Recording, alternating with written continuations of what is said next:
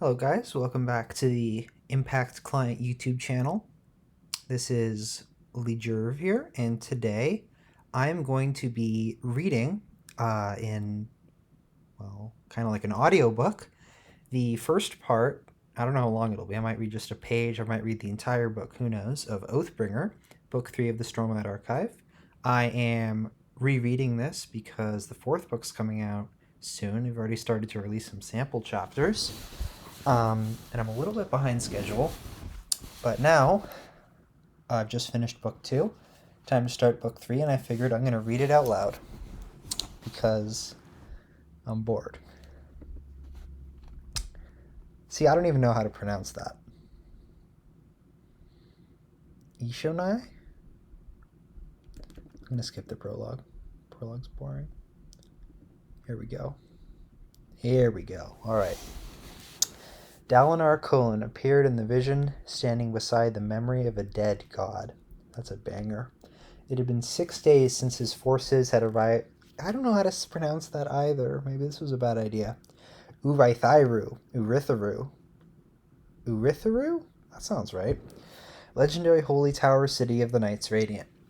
They had escaped the arrival of a new devastating storm, seeking refuge through an ancient portal. They were settling into their new home, hidden in the mountains. And yet, Dalinar felt as if he knew nothing.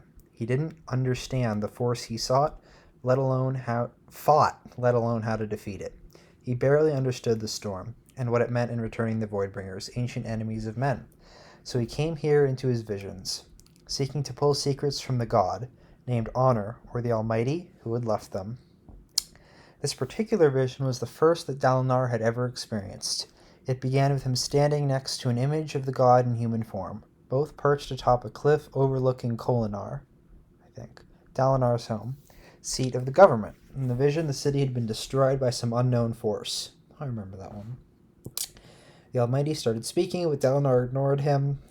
Dalinar had become a Knight's Radiant by embodying the Stormfather himself, soul of the High Storm, most powerful Spran in Roshar, and Dalinar had discovered that he could now have these visions replayed for him at will. Oh, damn. He'd already heard this monologue 3 times, and had repeated word for word to Navani for transcription. This time Dalinar instead walked to the edge of the cliff, and knelt to look out upon the ruins of Kholinar. The air smelled dry here, dusty and warm. He squinted, trying to extract some meaningful detail from the chaos of broken buildings. Even the wind blades, once magnificent, sleek rock formations, exposing countless strata and variations, had been shattered. Damn. The Almighty continued his boring-ass speech. These visions were like a diary, a set of immersive messages the god had left behind. Dalinar appreciated the help, but right now he wanted details. He searched the sky and discovered a ripple in the air, like heat rising from a distant stone, a shimmer the size of a building. Stormfather, can you take me down there, below there, into the rubble? You're not supposed to go there. It's not part of the vision. Everyone was supposed to see for them. What can you do? Can you transport me to the ruins? The Stormfather rumbled. There's a strange being somehow connected to the dead god, but not exactly the same thing as the Almighty. At least today he wasn't using a voice that rattled Dalinar's bones. In an eye blink, Dalinar was transported. He no longer stood atop the cliff, but was on the plains down below the ruins of the city. Thank you, Dalinar said, striding the short remaining distance to the ruins. Only 6 days had passed since their discovery of Urithiru. 6 days since the awakening of the Parshendi, who had gained strange powers and glowing red eyes. 6 days since the arrival of the new storm, the Everstorm, a tempest of dark thunderheads and red lightning. Some in his armies thought that it was finished, the storm over as one catastrophic event. Dalinar knew otherwise. The Everstorm would return, and would soon hit Shinovar on the far west. Following that, it would course across the land. No one believed his warnings. Monarchs in places like Azir and Thalena had admitted that a strange storm had appeared in the east, but they didn't believe it would return. They couldn't guess how destructive the storm's return would be. When it had first appeared, it had clashed with the high storm, creating a unique cataclysm. Hopefully it would not be as bad on its own, but it would still be a storm blowing the wrong way, and it would awaken the world's parchment servants and make them into Voidbringers. What do you expect to learn? The Stormfather said as Dalinar reached the the city. This vision was constructed to draw you to the bridge to speak with Honor. The rest is a backdrop, a painting. Honor put this rubble here, Dalinar said, waving toward the broken walls heaped before him. Backdrop or not, his knowledge of the world and our enemy couldn't help but affect the way he made the vision. Dalinar hiked up the rubble of the outer walls. Kholinar had been Stormit. Kholinar was a grand city, because it still exists. This is just a vision, like few in the world. Instead of hiding in the shadow of a cliff or inside a sheltered chasm, Kholinar trusted in its enormous walls to buffer it from high storm winds. It defied the winds. It did not bow to the storms.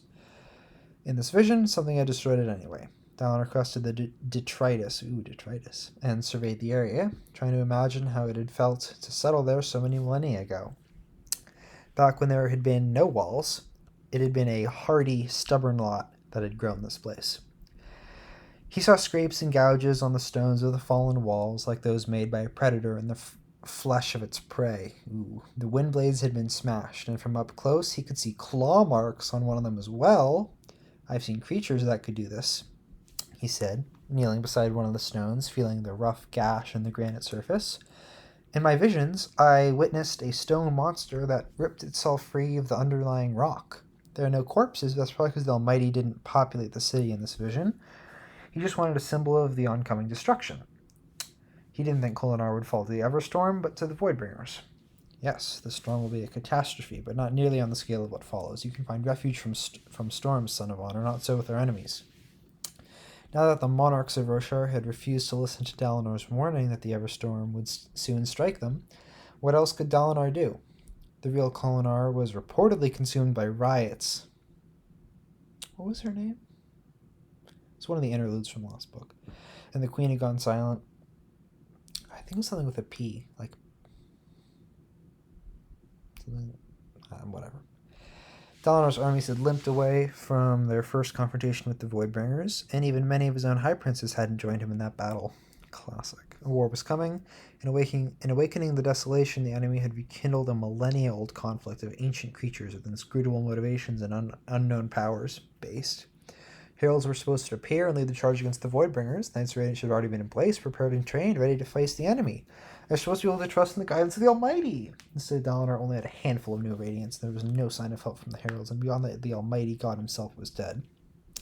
Somehow, Dalinar was supposed to save the world anyway. The ground started to tremble. The vision was ending with the land falling away. Atop the cliff, the Almighty would have just concluded his speech. A final wave of destruction rolled across the land like a high storm, a metaphor designed by the Almighty to disrupt them. Your legends say that we won, and it's truth that we lost and we're losing. It is time to go. No, leave me. Let me feel it. Ooh, a wave of destruction crashing against Dalinar, and he shouted defiance. He had not bowed before the high storm. He would not bow before this. He faced it head on, and the blast of power that ripped across the saw something. A golden light, brilliant but terrible. Standing before it, a dark figure in black shard plate. The figure had 9 shadows, each spread out in a different direction. Its eyes glowed red.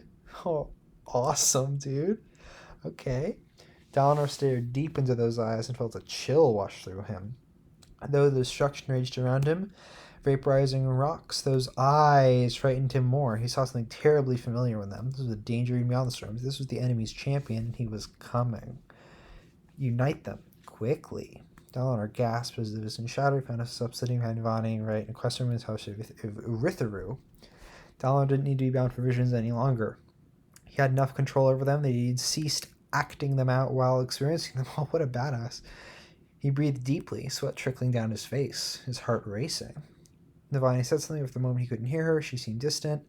What was that light I saw? I saw no light. It was brilliant and golden, but terrible. It bathed everything in its heat. Odium, the enemy. God who had killed the Almighty. The force behind the desolations. 9 shadows. 9 shadows, the unmade, his minions, ancient spren. He knew of them from legend only. Terrible storm 50,000 men.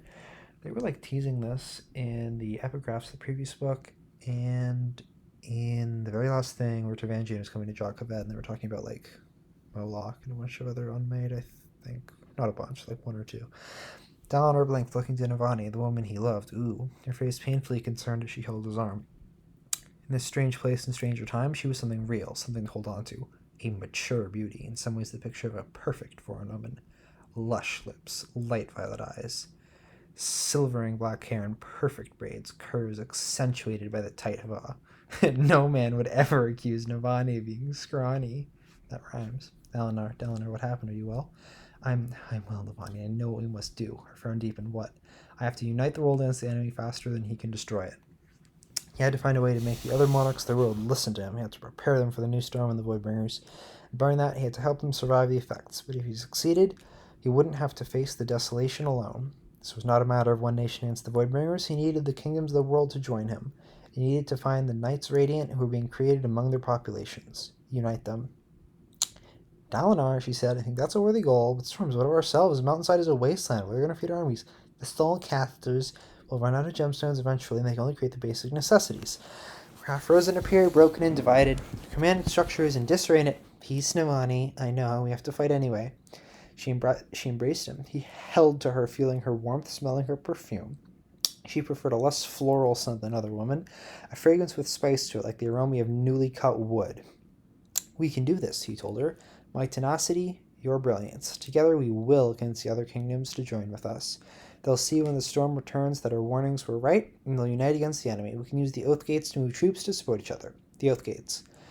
Oh my god, this is such a review. I just read this, like, yesterday. The Oath Gates temporalization favor was greatest of the theory, and legendary argument the theory. The only one place where and I could theoretically made to work blah blah blah blah unlocked from both sides. Yes. The Vidinar Okay. Alright. We'll do it. Somehow I'll make them listen. Even if we got their fingers planted firmly in the arrows, makes me wonder how they manage it with their heads around up their own backsides. Lol. He smiled and suddenly found himself foolish for idolizing her just earlier. Navani Colon was not some timid perfect ideal. She was a sour storm woman set in her ways, stubborn as a boulder, rolling down a mountain, and increasingly patient things she considered foolish. She loved her the most for that. Knocking on his door, scouts. Well, there's been an incident. A corpse discovered in the corridors. Who? High Prince Toril Sadeas, sir. He's been murdered. Stop. What do you think you're doing, Adolin Colon? What is this? I don't remember. Adolin Colon saw every group of workers in creme-stained work outfits who were unloading boxes from the back of a wagon. Their troll twisted, trying to search out rockwood to munch on. Fruitlessly, they were deep within the tower. For all the fact this cavern was as large as a small town. The workers had the decency to look chagrined, or is it chagrined or chagrined? I don't know. Though they probably didn't know what for. A flock of scribes trailing Adolin checked the contents of the wagon. Oil lamps on the ground did little, pushed back the darkness of the enormous room, which had a ceiling that went up 4 stories. Damn. Bright Lord? One of the workers asked, scratching his head, and says, I was just unloading. That's what I think I was doing. Manifest says beer. Rushu. Oh, Rushu. Queen. A young ardent told Adolin. Section 2. Taverns are being set up along the central corridor with a list. 6 crossroads in. There's my aunt expressly told your high lords this. I can have a scribe show you. Pick those boxes back up. The men side by side reloading their wagon. They knew better than to argue with the son of a high prince. Oh, he's got hella clout. Adolin turned to survey the deep cavern, which had become a dumping ground for both supplies and people. Children ran past in groups. Workers set up tents. Women gathered water at the well in the center. Soldiers gathered torches or lanterns. Even axe hounds raced this way and that. 4 entire war camps full of people had frantically crossed the shattered plains to Iruthiru, and Ivani had struggled to find the right spot for them all. For all the chaos, though, Adolin was glad to have these people. They were fresh. They hadn't suffered the battle with the Pershendi, the attack of the Assassin in White, and the terrible clash of 2 storms. The Cullen shoulders were in terrible shape, and Adolin's own sword hand was wrapped and still throbbing, his wrist broken during the fighting. His face had a nasty bruise, and he was one of the more lucky ones.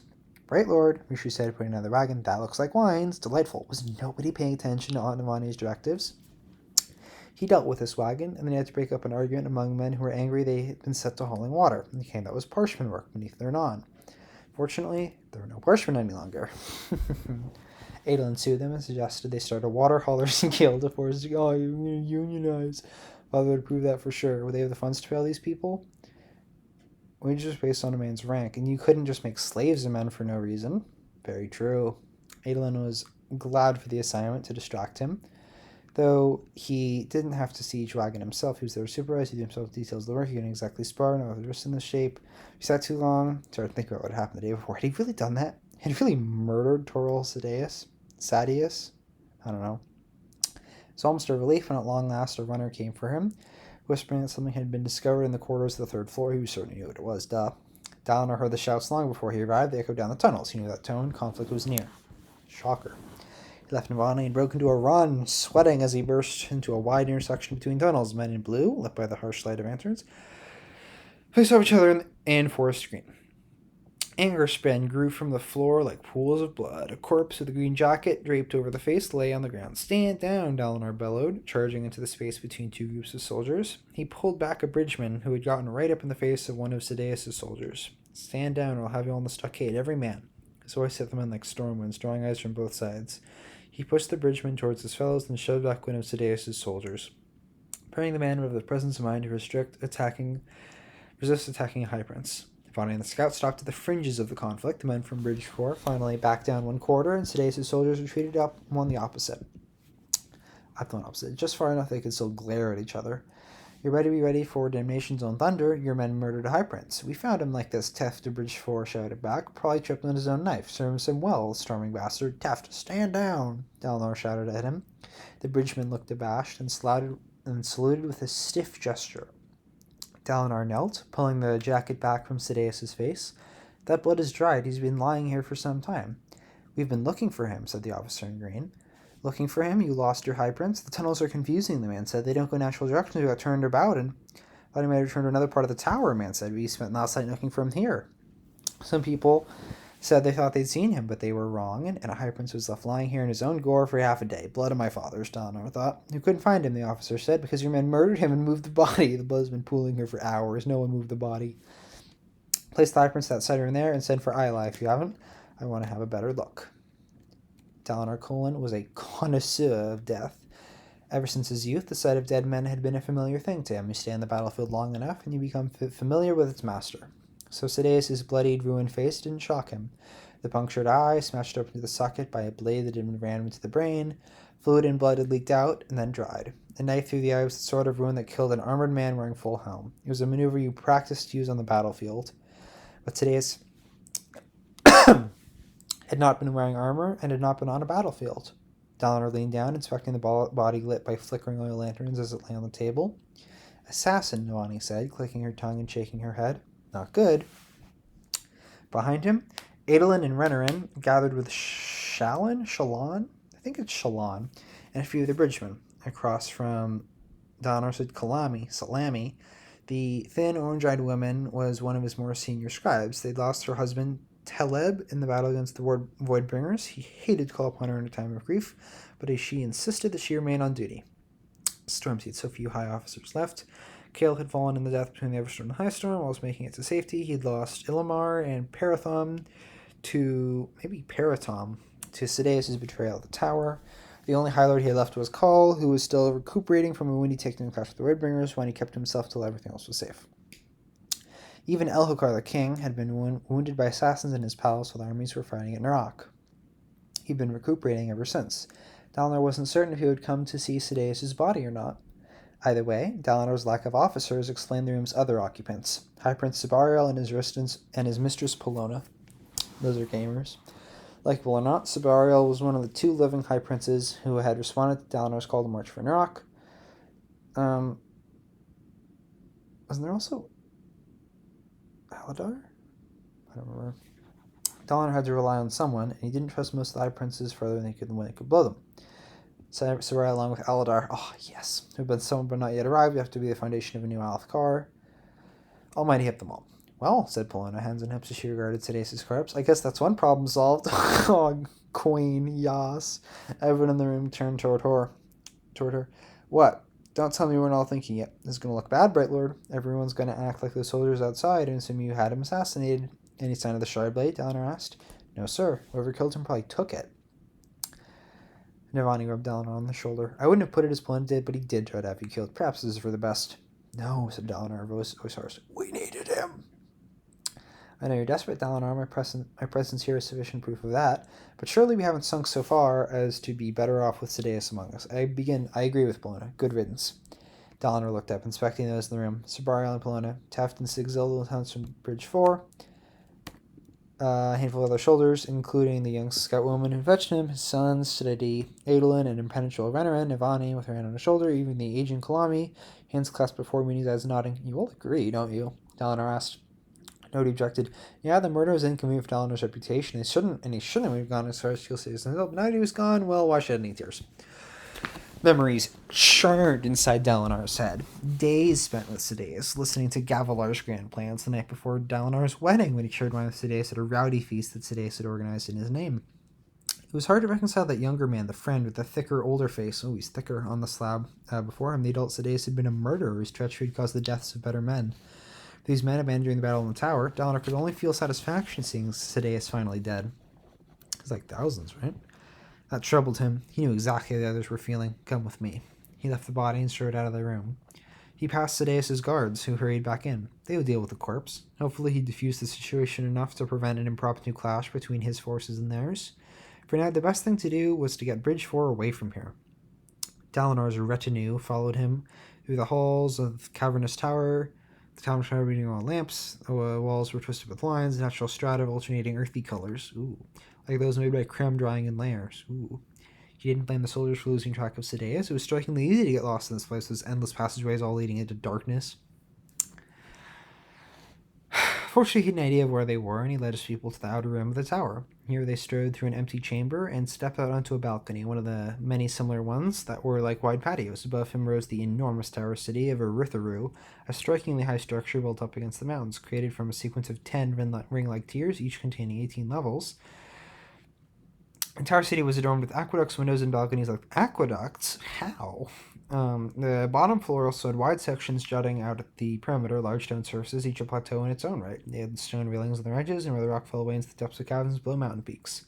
At first, these wide, flat sections had borrowed him, but like frozen the stone and planter boxes on the inner edges had revealed a purpose. Somehow those were fields, like the large spaces on top for the gardens that he shared with Tires had been farmed despite the cold. One of these fields extended below his balcony 2 levels down, stepped up to the balcony, and rested him to the smooth stone wall. High Princess gathered behind him. Along the way, he picked up High Prince Eldar, distinguished by the Lethi with dark tan skin, who's accompanied by May, his daughter, short, pretty woman in her 20s with tan eyes and a round face, which Black Lethi, everyone short and covering on her face, and already was in the details of Sidaeus' death. Dalinar swept his hand for them in the chill air, pointing them over the balcony. What do you see? The bridgemen gathered to look off the balcony. Their number include the Herdazian, who now had 2 arms after regrowing them in the Stormlight. I love the Lopen.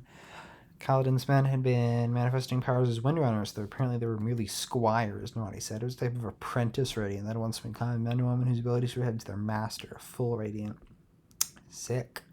The men of the Night Radiant had not won their own sprint, and now they had manifesting powers had lost their abilities when Kaladin had flown to Althgard, who warned his family of the Everstorm. Lol. What do I see? I see clouds. Lots of clouds. Some mountains, too. They look like teeth. Nah, horns. We are above the storms. It's going to be easy to forget the tempest the rest of the world is facing. The Everstorm will return, bringing the Voidbringers. We have to assume that this city, our armies, will soon be the only bastion of order left in the world. It is our calling, our duty, to take the lead. Order. Dalinar, have you seen our armies? They fought an impossible battle only 6 days ago, and despite being rescued, we technically lost. Royan, oh yeah, Royan died. Oh, wrecked.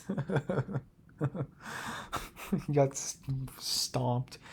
Royan's son is woefully unprepared for dealing with the remains of his princedom. Some of the strongest forces that are found in Vammas stayed behind in the war camps, and those who did come were already squabbling. Old Toral's death in there will only give them something else to dissent about. Dalinar turned around, gripping the edge of the stone with both hands, fingers cold. A chill wind blew before him, and a few windsprings passed like translucent people riding on the breeze. Brightness Kalami, what do you know of the desolations? Bright Lord the desolations. You don't scholar work on Morn history. Yes, can you tell us the desolations? Kalami cleared her throat. They were destruction made manifest, Bright Lord. Each one was so profoundly devastating that humankind was left broken. Populations ruined, society crippled, scholars dead.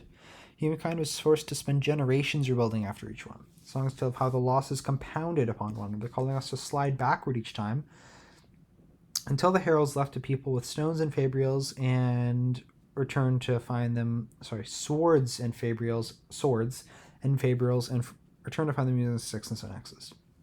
And the Voidbringers, they came to annihilate. Their goal was to wipe humankind from Mersha. They were specters, formless. Some say they're spirits of the dead. Others sprang from damnation. Braze. God, there's something in my throat. We'll have to find a way to stop this from happening again, Dalinar said softly, turning back to the group. We are the ones that this world must be able to look to. We must provide stability, a rallying point. This is why I cannot rejoice to find Sidaeus dead. He was a thorn in my side, but he was a capable general and a brilliant mind. We needed him. Before this is through, we'll need everyone who can fight. Dalinar, Eladar said. I used to bicker. I used to be like those other high princes. But what I saw on those battlefields, those red eyes, sir, I'm with you. I'll follow you to the ends of the storms themselves. What do you want me to do? Damn, I'm gonna go get a drink of water. I'll be back. I'm not gonna cut this part out of the recording because I'm lazy.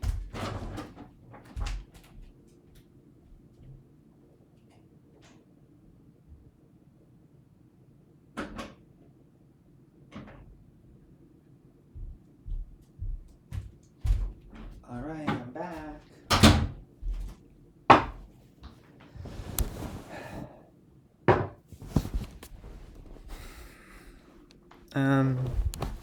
Our time is short. Eladar, I name you our new High Prince of Information in command of the judgment and law of this city. I'm gonna fart. Establish order in Urithiru and make sure that the High Princes have clearly delineated realms of control within it. Build a policing force and patrol those hallways. Keep the peace and prevent clashes between soldiers like the ones we avoided earlier. Sabariel, I name you High Prince of Commerce. Account our supplies and establish marketplaces in Urithiru. I want this tower to become a functioning city, not just a temporary way stop. Adolin, see that the armies are put into a training regimen. Count the troops we have from all the High Princes. And convey to them that their spears will be required for the defense of Roshar. As long as they remain here, they are under my authority as High Prince of War. We'll crush their squabbling beneath a weight of training. We control the soulcasters and we control the food. If they want rations, they'll have to listen. And us, the scruffy lieutenant of Bridgefour Ass, it's Teft, continue to explore Urithiru with my scouts and scribes, Dalinar said. Let me know the moment your captain returns. Hopefully he'll bring good news from Alethkar. He took a deep breath. A voice echoed in the back of his mind as if distant. Unite them. Be ready for when the enemy's champion arrives. Our ultimate goal is the preservation of all of Roshar, Dalinar said softly. We've seen the cost of the division in our ranks. Because of it, we failed to stop the Everstorm. But that was just the trial run, the sparring before the real fight. To face the desolation, I will find a way to do what my ancestor Sunmaker failed to do through conquest. I will unify Roshar. Kalami cast softly. No man had ever united the entire continent, not during the Shin invasions, not during the height of the hierarchy, not during Sunmaker's conquest. This was his task, was completely certain. The enemy would unleash his worst terrors, the Unmaiden, the Voidbringers, the Phantom Champion, and the Dark Armor. Dalinar would resist them with a unified Roshar. Such a shame he hadn't found a way to somehow convince Sadeas to join in his cause. Ah, Toril, he thought, what we could have done together if we hadn't been so divided. Father, a soft voice drew his attention around him, so you didn't mention us. Me, Bright and Shao, and was our task? To practice. Other radiants will be coming to us, and you two will need to lead them. The knights were once our greatest weapon against the Voidbringers. They will need it to be so again. Father, it's just me. I don't know how to, let alone, son? Dalinar testing out. He took a run on my shoulder. I trust you. The Almighty and the Span have granted you powers to defend and protect these people. Use them, master them, and report back to me what you can do. I think we're all curious to find out. I don't even remember what he can do. It must have been boring, because I've already read this book before, and I don't even remember what he can do. Or maybe it was like some kind of like seeing the future thing? Maybe? Something boring like that. Renner exhaled softly and then nodded. 34 years ago. Oh, God, I don't want to read a flashback. I'm going to skip a flashback. I hate flashbacks so much. Okay. 2 days after Sadeas was found dead, the Everstorm came again. Dalinar walked through his chambers in Urithiru, pulled by the unnatural storm. Bare feet on cold rock. He passed Navani, who sat at the writing desk working on her memoirs again, lol, and stepped onto the balcony which hung straight out over the cliffs beneath Urithiru. He could feel something in his ears popping. Cold, even more cold than usual, blowing in from the east, and something else in inner chills. That used to know feathers feeling here. The thing is not natural, it is unknown. It didn't come before in the early desolations. No, it's new. As always, the Stormfather's voice was far off, like very distant thunder. The Stormfather didn't always reply to Dalinar and didn't remain near him. That was to be expected. He was the soul of the storm. He could not, should not be contained. And yet, there was an almost child petulance to the way he sometimes ignored Dalinar's questions. It seemed that sometimes he did so merely because he didn't want Dalinar to think he would come whenever called. The Everstorm appeared in the distance, its black clouds lit from within crackling red lightning. It was low enough in the sky that fortunately its top wouldn't reach her through. It served like a cavalry, trampling the calm, ordinary clouds below. Dalinar forced himself to watch that wave of darkness flow around Urithiru's plateau. Soon it seemed as if their lonely tower were a lighthouse overlooking a dark, deadly sea. Ooh, that's cool.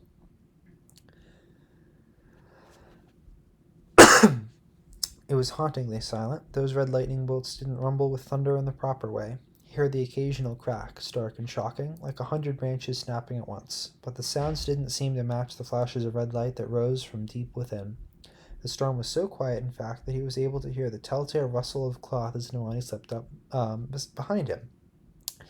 She wrapped her arms around him, pressing against his back, resting her head against his shoulder. His eyes flickered down, and he noticed that she had removed the glove from her safe, and it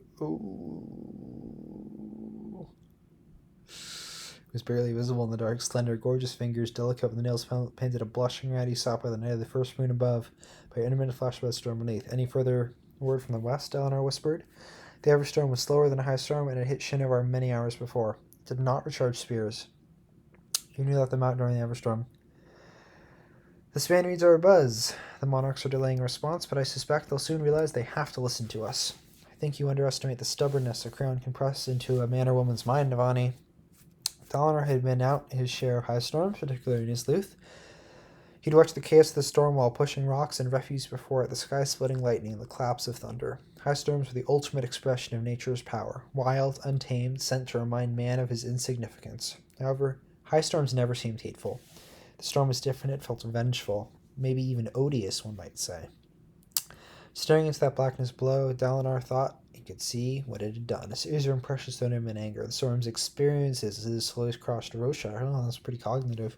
Houses ripped apart, screams of the occupants lost to the tempest. People caught in their fields, running in a panic before the unpredicted storm. Cities blasted with lightning, towns cast into shadow, fields swept barren, and vast seas of glowing red eyes coming awake like spheres suddenly renewed with stormlight.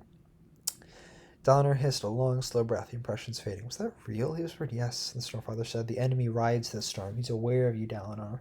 Not a vision of the past, not some possibility of the future. His kingdom, his people, his entire world was being attacked. He drew a deep breath.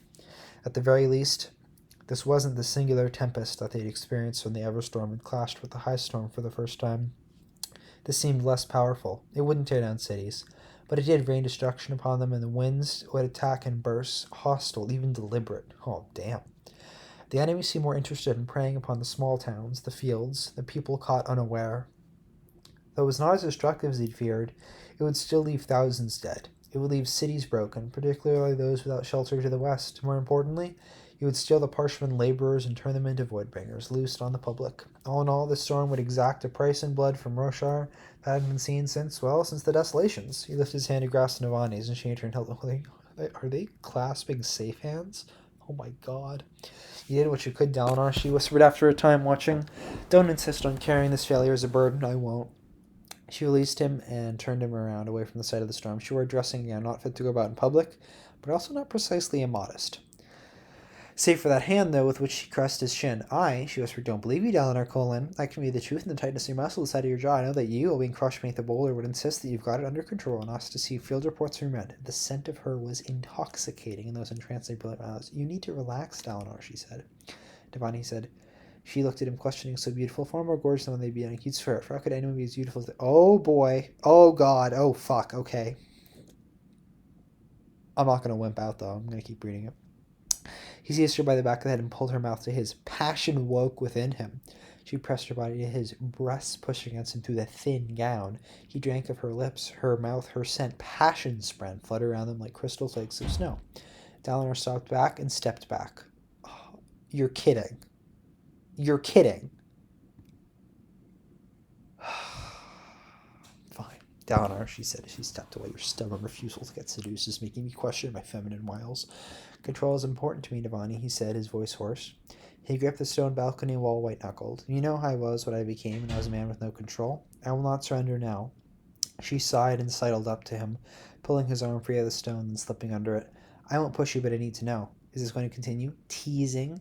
Dancing on the edge? No, he said, staring out into the darkness of the storm. That would be an exercise in futility. A general knows not to set himself up for battles he cannot win. Then what? Find a way to do it right. With oaths. The oaths were vital. They promised the act of being bound together. How? She said, then poked him in the chest.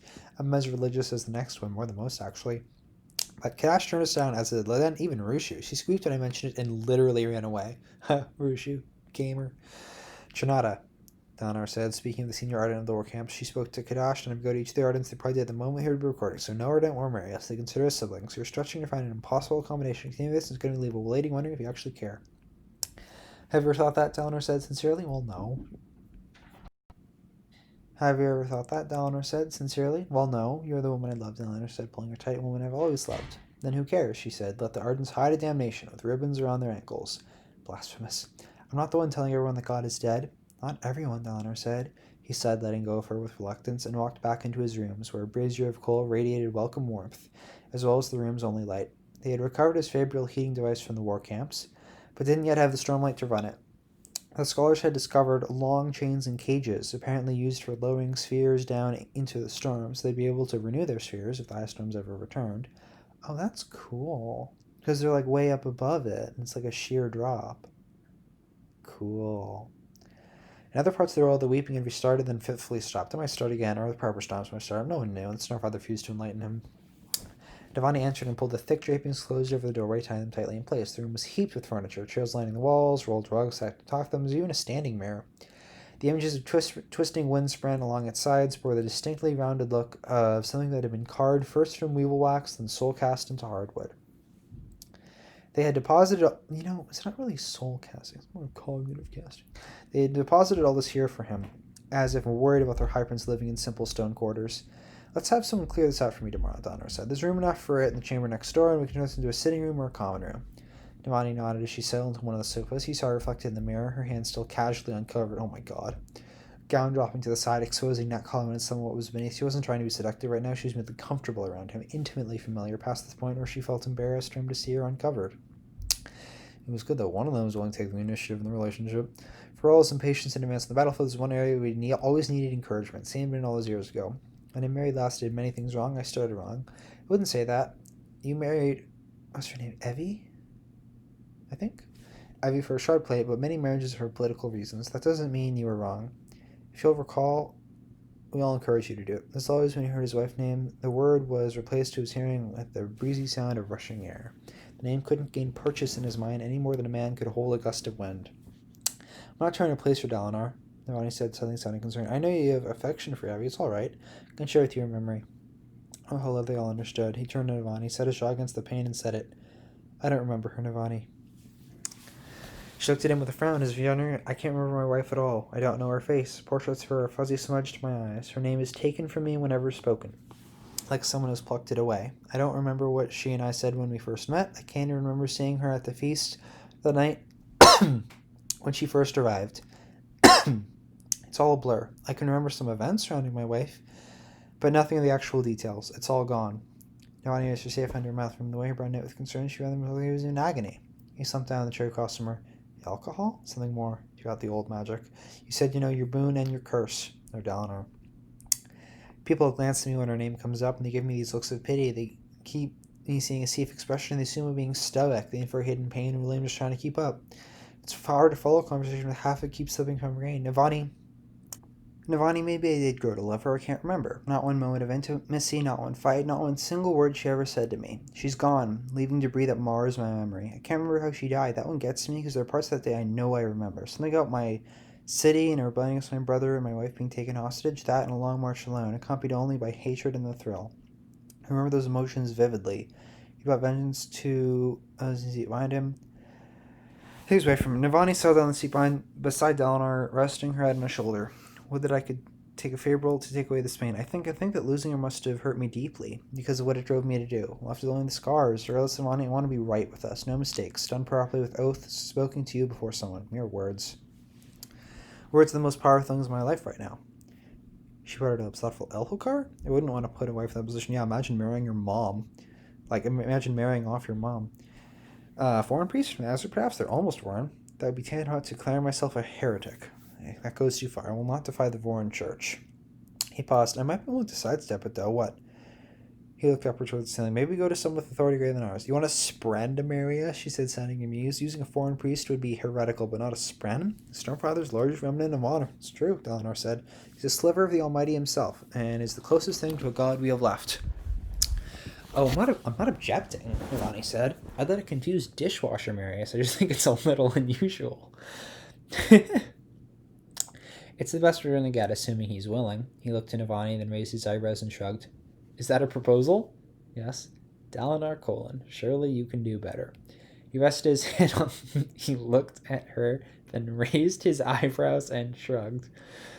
He rested his hand on the back of her head, touching her black hair, which he had let loose. Better than you, Navani? No, I don't think I could. I don't think the man has ever had a chance better than this. She smiled, and her only reply was a kiss.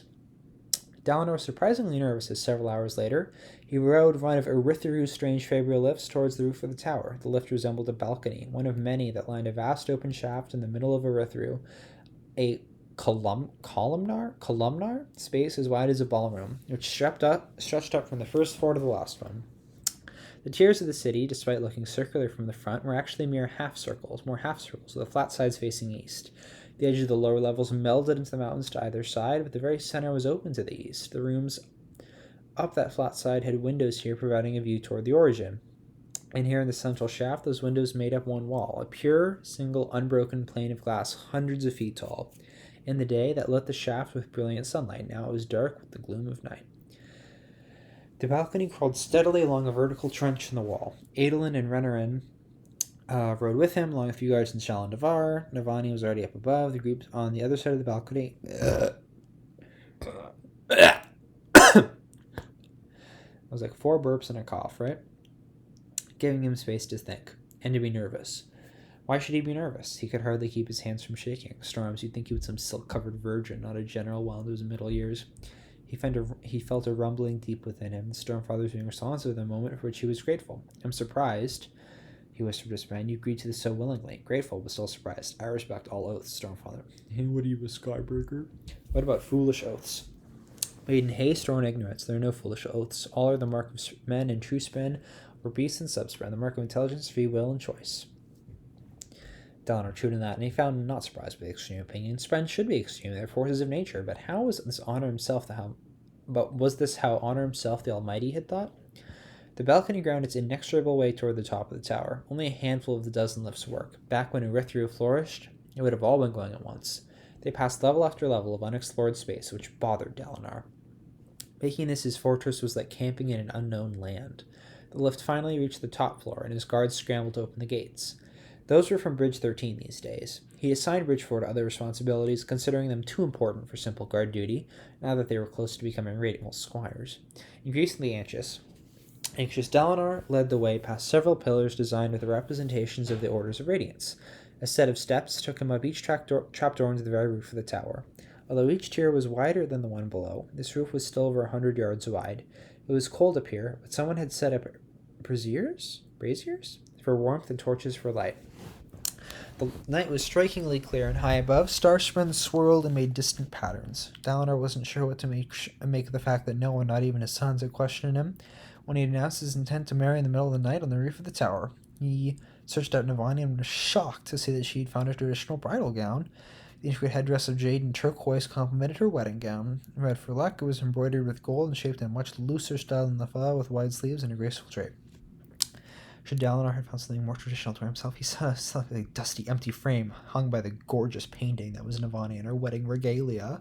Elharkar stiffly stood at her side wearing a formal golden coat and loose Takama underskirt. He was paler than normal, following the failed assassination attempt during the weeping, where he'd nearly bled to death. He'd been resting a great deal lately.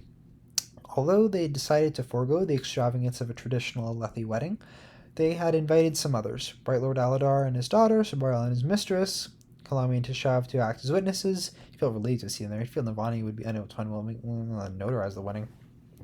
A smattering of Dalinar's officers and scribes filled out the small procession at the very back. The group Kadash, oh my god, the Ardent Cummins requested Scarbeat Face did not look pleased, but he had come, a good sign.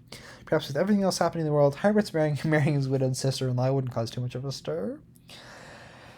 Dalinar stepped up to Navani and took her hands, one shrouded in a sleeve, the other warm to his touch. You look amazing, he said. How'd you find that? The lady must be prepared. Dalinar looked at Elhokar, bowed his head to Dalinar. This will further muddy the relationship between us, Dalinar thought, reading the same sentiment on his nephew's features. Kavlar would not appreciate how his son had been handled. Despite his best intentions, Dalinar had trodden down the boy and seized power. Elhokar's time recuperating had worsened the situation, as Dalinar had grown accustomed to making decisions on his own. However, Dalinar would be lying to himself if he said that was where it had begun. His actions had been done for the good of Alethkar, for the good of Ashur himself. That didn't deny the fact that, instead of himself, he had usurped the throne. And despite claiming all along they had no intention of doing so, whoopsies. Dalinar let go of Lamani in one hand and rested on his nephew's shoulder. I'm sorry, son. You always are, Uncle. Alethkar said. It doesn't stop you, and I don't suppose that it should. Your life is defined by deciding what you want, then seizing it. The rest of us could learn from that, if only we could figure out how to keep up. Dalinar winced. I have things to discuss with you, plans that you would appreciate, but for tonight, I simply ask your blessing if you can give it to me. This will make my mom happy, so fine. Elgar kissed his mother on the forehead, then left them, striding across the rooftop. At first, Dalinar heard the king was stalked down below, but he stopped some of those braziers, warming his hands. Well, the almost was seeing his friend Dalinar. If he's going to, a strong breeze struck the top of the tower, carrying with it the scent of distant rainfall, wet snow, and broken branches. Navani gasped, pulling against Dalinar. A presence emerged in the sky. The Stormfather encompassed everything. A face that stretched to both horizons, regarding the men imperiously. The air became strangely still, and everything but the tower's top seemed to fade. It was as if they had stepped into a place outside of time itself. Light eyes and guards alike murmured or cried out. Even Dalinar, who'd been expecting this, found himself taking a step backwards, and he had to fight the urge to cringe down before the spread. Oaths, the Stormfather grumbled, are the soul of righteousness. If you are to survive the coming tempest, oaths must guide you. I'm comfortable with oaths, Stormfather, as you know. Yes, the first of millennia to bind me, somehow Navani. Somehow Dalinar spent these friends' attention, and you. Do oaths hold meaning to you? The right oaths. And you have to this man? I swear it to him, and to you, and any who care to listen. Dalinar Cullen is mine, and I am his. You've broken oaths before. All people have. We're frail and foolish. This one I will not break. I vow it. The Stormfather seemed content with this, though it was far from a traditional earthly wedding with the bondsmith, yes. I swear it likewise. Navani Cullen is mine, and I am hers, I love her. So be it. So mote it be. Dalinar had anticipated thunder, lightning, some kind of celestial trump of victory. Instead, the timelessness ended. The breeze passed, the Stormfather vanished. All through the gathered guests, smoky blue awe-spren rings burst out above their heads, but not Navani's. She was ringed by glory-spren. Oh, queen. Golden lights were rotating above her head. Nearby, Sabariel rubbed his temple as if trying to understand what he'd seen. Dalinar's new guard Sag looked suddenly exhausted. Adolin, being Adolin, let out a whoop. He ran over trailing joyspren in the shape of blue leaves that hurried to keep up with him. He gave Dalinar, then Navani, enormous hugs. Renner and followed, more reserved, but judging from the wide grin on his face, equally pleased. The next part became a blur, shaking hands, speaking words of thanks, insisting no gifts were needed, as is part of the traditional ceremony. It seemed that the Stormfather's pronouncement had been dramatic enough that everyone accepted it. Even Elhokar, despite his earlier peak, gave his mother a hug, and Dalinar clasped on the shoulder before going below. What does peak mean in this context? Ooh. Well, okay. That left only Kadash. The Ardent waited until the end. He stood with hands clasped before him as the rooftop emptied. To Dalinar, Kadash had only looked wrong on those rebs. Though he wore the traditional squared beard, it was not an Ardent that Dalinar saw. It was a soldier with a lean build, dangerous posture, and keen light violet eyes. He had a twisting old scar running up to and around the top of his shaved head. Kadash's life might now be one of peace and service, but his youth had been spent at war. Dalinar whispered a few words of promise to Navani, and she left him to go to the level below, where she'd ordered food and wine to be sent up. Dalinar stepped over to Kadash, confident. The pleasure of having finally done what he'd postponed for so long searched him. He was married to Navani. This was a joy he'd assumed, lost him since his youth. The outcome hadn't even allowed to dream would be like this. He would not apologize to it, or for her. Bright Lord, Kadash said quietly, formality, old friend. I wish I could be here only as a friend. I have to report this down. The Ardentia will not be pleased. Surely they cannot deny marriage. The Stormfather himself blessed the union. A spren? You expect us to accept the authority of a spren? A remnant of the Almighty? Dalinar, that's blasphemy, Kadash said, his voice pained. Kadash, you know I'm no heretic. You fought by my side. That's supposed to reassure me? Remember what we did together? I appreciate the man you've become. You should avoid reminding me of the man you once were. Oh, savage. Dalinar paused, and a memory swirled up from the depths inside him, one he hadn't thought of in years, one that surprised him. Where'd it come from? He remembered Kadash, bloody, kneeling on the ground, having a rational stomach was empty, a hardened soldier who had encountered something so vile even he was shaken. He left to come into Arden the next day. The rifts, Rathalos, dark times need not be dredged up. This isn't about that day, Dalinar. It's about today. You've seen spreading among the scribes, stock of things, holy messages sent by the Almighty. Holy messages claiming the Almighty is dead, Kadash said, arriving on the eve of the return of the Voidbringers. Dalinar, can't you see how this looks? I'm your Ardent, technically your slave, and yes, perhaps still your friend. Why did this pop up? How do I make this I've tried to explain to the councils in Carbranth and Jacques Caved that you mean well. I tell the ardents of the Holy Enclave that you're looking back to when the Knights Radiant were pure rather than their eventual corruption. I tell them you have no control over the Association of Dalinar. That was before you started teaching that the Mighty was dead. They're angry enough over that. And I've gone into the fight convention spitting in the eyes of ardents. I personally don't think it matters if you marry Navani. That prohibition is outdated to be sure, but what you've done tonight... Dalinar reached to place a hand on Kadash's shoulder, but then pulled her old friend. Honor might be dead, but I felt something else, something around a warmth and a light. It's not God that guides, not the Mighty was never God. He did his best to guide us, but he was an impostor, or maybe only an agent. Being not unlike his friend, he had the power of the God, but not the pedigree. Kadash looked into my eyes, waiting. Please, don't ever repeat what you just said. I think I can explain what happened tonight, maybe. You don't seem to realize that you're aboard a ship, barely afloat in a storm, while you insist on doing a jig on the prow. I will not hold back truth if I find it, Kadash, Dalinar said. You just saw that I am literally bound to a spren of oaths. I don't dare lie. I don't think you would lie, Dalinar, but I do think you can make mistakes. Do not forget that I was there. You are not infallible. There? Dalinar thought as Kadash backed up, bowed, and turned left. What did you remember that I cannot? Dalinar watched him go. Finally, he shook his head and went to join the midnight feast, intent on being done with it as soon as possible. He needed time with them winding his way. Oh, we've got a map of Alethkar. That is where Cali Boy is going. I don't really know where he's coming from, honestly. I don't know which direction. I like how they drew this as symmetric. That's cute.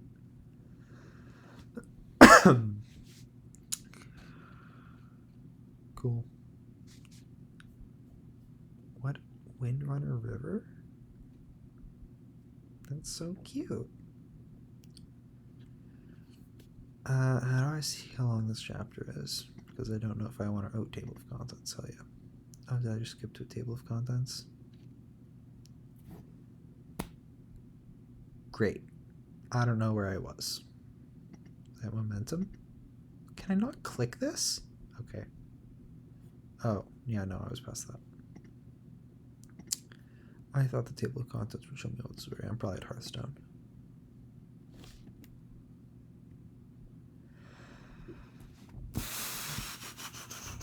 Do I want to read this? Well, I'll just skip through and see how long it is. Yeah, that's super short. We can just do this and then call it a night.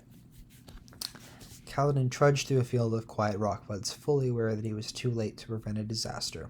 His failure pressed down on him like an almost physical sensation. Like the weight of a bridge, he was forced to carry all on his own.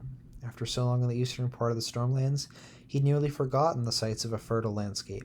Rockbuds here grew almost as big as barrels, with vines as thick as his wrists spilling out and lapping water from the pools in the stone.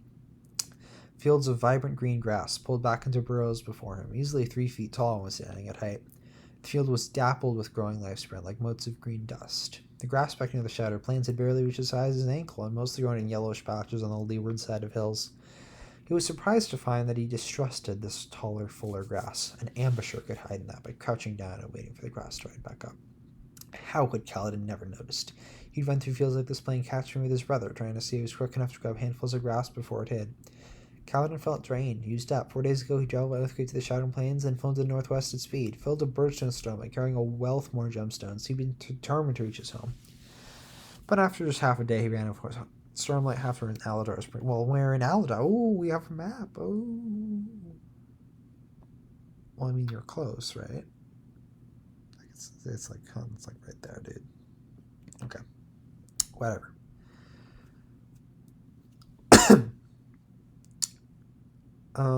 Perhaps he found the house training practice his powers. As it was, he travels over 1,000 miles in half a day. With his last bit, 90 or so miles, had taken an excruciating 3 days. Ugh. He hadn't beaten the Overstorm. It had arrived earlier in the day, around noon. Kaladin noticed a bit of debris poking out of the grass, and he trudged toward it. The foliage obligingly pulled back before him, revealing a broken wooden churn, the kind used for turning sow's milk into butter. Kaladin crouched and rested fingers on the splintered wood, and glanced toward another chunk of wood peeking out over the tops of the grass. Still zipped down his ribbon of light, passing his head and spinning around the length of wood. It's the edge of a roof, Kaladin said. The lip just hangs down on the leeward side of a building, probably from a storage shed, judging by the other debris. Althkar wasn't in the harshest of the Stormlands, but neither was this some soft-skinned western land. Buildings here were built low and squat, with sturdy sides pointing eastward towards the origin, like the shoulder of a man set and ready to take the force of an impact. Windows would only be on the leeward, the westward side. Like the grass and the trees, humankind had learned to weather the storms. And that depended on storms always blowing in the same direction. Kaladin had done what he could to prepare the villages and towns he passed for the coming Everstorm, which would blow in the wrong direction and transform Parshmen into destructive Voidbringers. Nobody in those towns had possessed working span reeds, however, and he had been unable to contact his home. He hadn't been fast enough. Earlier today, he'd spent the Everstorm within 2 and he hollowed out a rock using a shard blade, Syl herself, who could advance fast as any weapon he desired to the sun of it. Hadn't been nearly as bad as the one he fought when... I'm going to take a sip of water.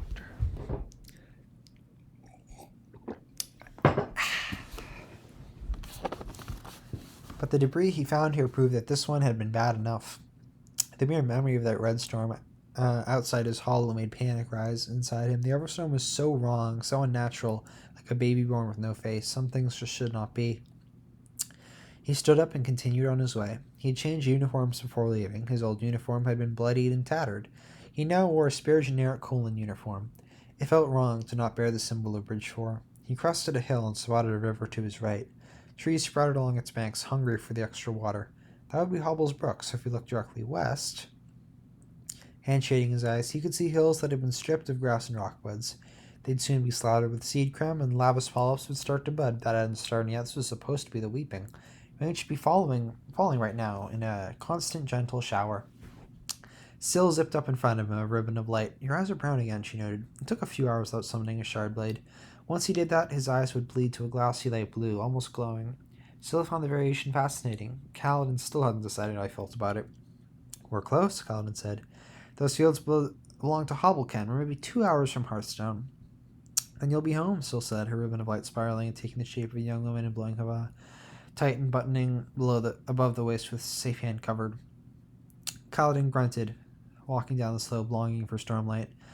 Without it now, after holding so much, was an echoing hollowness within him. Was this what it was like every time he ran dry? The Everstorm hadn't... Oh my god, he's addicted.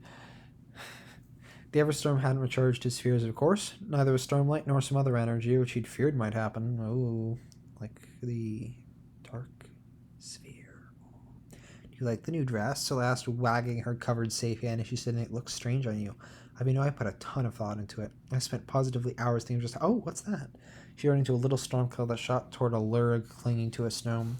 She inspected the fist-sized amphibian on one side, then the other, before squealing in joy, turning into a perfect imitation of the thing, except pale white blue. This startled the creature away, and she giggled, zipping back toward Kaladin as a ribbon of light. What were we saying? Farming again into a young woman and resting on his shoulder. Nothing important. I'm sure I was scolding you. Oh yes, you're home. Yay, aren't you excited? She didn't see it, didn't realize. Sometimes for all curiosity she could be oblivious. But it's your home, Syl said. She held down. What's wrong with the Everstorm, Syl? We were supposed to beat it here. We needed to beat it here. Surely someone would have survived, right? The fury of the storm, then the worst fury after, the murderous rampage of servants turned into monsters. Oh, Stormfather, why hadn't he been faster? He forced himself into a double march again, pack slung over his shoulder. The weight was still heavy, dreadfully so, but he found that he had to know, had to see. Someone had to witness what had happened to his home. The rain resumed about an hour out of Hearthstone, so at least the weather patterns hadn't been completely ruined. Unfortunately, this meant he had to hike the rest of the way wet. He splashed through puddles where rain spren grew, blue candles with eyes on the very tip. It'll be all right, Kaladin, Syl promised from his shoulder. She'd created an umbrella for herself and still wore the traditional Vorin dress instead of her usual girlish skirt. You'll see. The sky had darkened by the time he finally crested the last lavas hill and looked down on Hearthstone. He braced himself for the destruction, but it shocked him nonetheless. Some of the buildings he remembered were simply gone. Others stood without roofs. He couldn't see the entire town, but from his vantage, not in the gloom of the weeping, but many of the structures he could make out were hollow and ruined. He stood for a long time as night fell. He didn't spot a glimmer of light in the town. It was empty, dead. A part of him scrunched up inside, huddling into a corner, tired of being whipped so often. He'd embraced his power. He'd taken the path of a radiant. Why hadn't it been enough? His eyes immediately sought out his own on the outskirts of the town. But no, even if he'd be able to see it in the rainy evening gloom, he didn't want to go there, not yet. He couldn't face the death he might find. Instead, he rounded Hearthstone on the northwestern side, where a hill led up to the city lord's manor. The large rural towns like this served as a kind of hub for the small farming communities around them. Because of that, Hearthstone was cursed with the presence of a light-eyed ruler of some status, Bright Lord Roshan, a man whose greedy ways had ruined far more than his own life. Mosh. Kaladin thought as he trudged up the hill toward the manor, shivering in the chill darkness, he'd have to face his friend's betrayal and near assassination of Elhokar at some point. For now, he had more pressing wounds that needed tending. The manor was where the town's parchment had been kept. They'd have begun their rampage there. He was pretty sure that if he ran into Roshun's unbroken corpse, he wouldn't be too heartbroken. Wow, so said Gloom Spren. Kaladin looked up and noticed an unusual Spren whipping about. Long, gray, like a tattered streamer of cloth in the wind. It wound around him, fluttering. He'd seen its like only once or twice before. Why are they so rare? People feel gloomy all the time. Who knows, Zil said. Some Spren are common, some are uncommon. I'm pretty sure one of my aunts used to like to hunt these things. Hunt them? Like try to spot them? No, like you hunt great shells. Can't remember her name. Zil cocked out oblivious to the fact that rain was falling through her form. She wasn't really my aunt, just an honor spender referred to that way. What an odd memory. Where seems to be coming back to? The longer I'm with you, the more it happens, assuming you don't try to kill me again. She gave him a sideways look. Although it was dark, she glowed enough for him to make out the expression. How often are you going to make me apologize for that? How many times have I done it so far? At least 50. Liar can't be more than 20. I'm sorry. Wait, was that light up ahead? Callan stopped in his path. It was light coming from the manor house. It flickered unevenly. Fire? Was the manor burning? No, it seemed like candles or lanterns inside. Someone, it appeared, had survived. Humans or Voidbringers? He needed to be careful. Though, as he approached, he found that he didn't want to be. He wanted to be reckless, angry, destructive. If he found the creatures that had taken his home from him, be ready, he mumbled to Syl. He stepped off the pathway, which was clear of rockwoods and other plants, and crept carefully toward the manor. Light shone through boards that had been pounded into the building's windows, replacing glass that the Everstorm undoubtedly broke. He was surprised the manor survived as well as it had. The porch had been free, but the roof remained. The rain masked other sounds, made it difficult to see much beyond that, but something or someone was inside. Shadows moved in front of the lights. Heart pounding, Kaladin rounded the northern side of the building. The servants' entrance would be here, along with the quarters for the parchment, and an unusual amount of noise came from inside the manor house, thumping motion like a nest full of rats. He had to feel his way through the gardens. The parchment had been housed in a small structure built in the manor's shadow, with a single open chamber and benches for sleeping. Kaladin reached it by touch and felt a large hole ripped in the side. Scraping came from behind him. Kaladin spun as the back door of the manor opened, its warped frame grinding in stone. He dove for cover around a shellbark mound, but light bathed him, cutting through the rain, a lantern. Kaladin stretched his hand to the side, preparing to summon Sully. The person who said it was no Voidbringer beside a human guardsmith, all in home solved by rust. The man held up the lantern. Here now, you there. Hold up, free the weapon. Who are you, deserter? Come to the light and let me see you. He didn't recognize the soldier. But either someone had survived the Voidbringer assault, this man was part of an expedition investigating the aftermath. Either way, this was a hopeful sign Kaladin seen. He held his arms up. He was unarmed save for Syl, and let the guards bully him into the building. Okay. Alrighty. We'll call it there. See you later, gamers.